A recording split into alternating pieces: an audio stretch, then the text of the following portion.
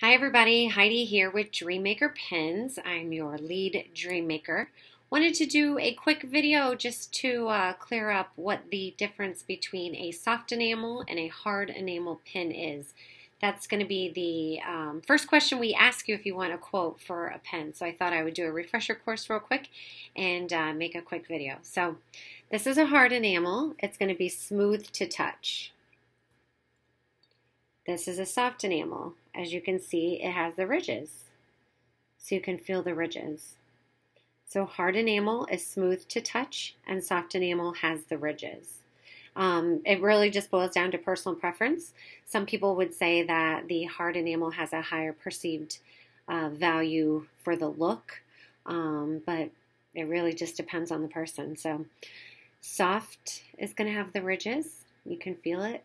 And hard is going to be smooth. I hope that clears up some confusion, and when you get asked, would you like soft or hard enamel, you now can answer that powerfully. Thanks.